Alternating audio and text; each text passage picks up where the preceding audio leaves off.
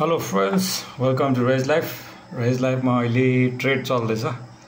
ट्रेडमा चाहिँ के हुँदैछ भन्दा चाहिँ एस्कर्ट्समा अहिले प्रफिट चल्दैछ। सबै लस भइरहेछ। यहाँ अलमोस्ट 28,000 लस छ र जिलमा आज इन्ट्राडे चल्दै थियो।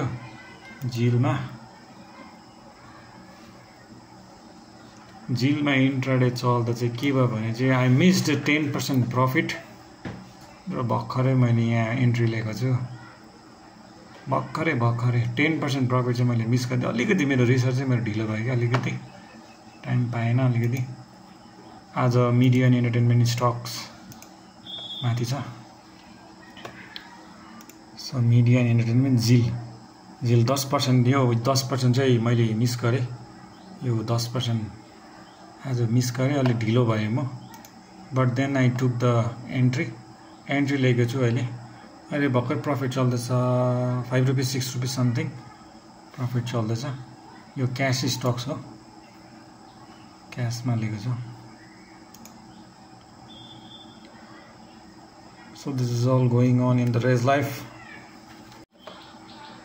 जिल चाहिँ मैले किन लिएको भन्दा चाहिँ अब जिलको जब हामी स्टक खोलेर हेर्छौँ, जिल स्टकमा चाहिँ के छ भन्दा चाहिँ जस्तो हामी हेरेँ जिल चाहिँ अब यहाँ भयो।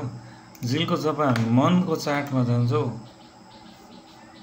मनको चार्टमा जाँदा चाहिँ जिल स्टक इज गोइङ अप हो, गोइङ अप। यसले यो पिभट क्रस गरेको छ। यो S1 सपोर्ट यसले क्रस गरेको छ। यो S1 सपोर्ट क्रस गरेर चाहिँ यो पिभटपट्टि जाँदैछ यो।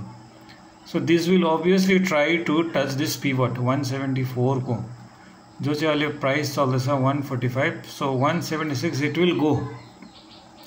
अब मेरो जति उसको अनुसार चाहिँ रिसर्चको अनुसार चाहिँ यो यहाँ जाँदै क्रस गर्यो भने यसले यहाँ पनि जान्छ। किनभने यो 1 सालदेखि चलेको छैन यो स्टक। बल्ल दिस इज नाउ रनिङ 52 विकमा जब हामी जान्छौँ, जस्तो यहाँ हामी देख्छौँ यो चलेको छैन। जिल 52 विकको यसको लो छ यहाँ हो। सो जिल चलेकै छैन। सो जिल इज हियर। जिलको यसको स्टक यहाँ हेर्दा चाहिँ so it will try to touch this pivot हो। 173 मेरो टार्गेट हुन्छ यो। So that's why I have taken this jil for the swing trading. अब यसले यो पिभट क्रस गरेर रेजिस्टेन्स R1 मा गयो भने त राम्रै हो, but my first target will be this pivot. यो हुन्छ मेरो फर्स्ट टार्गेट।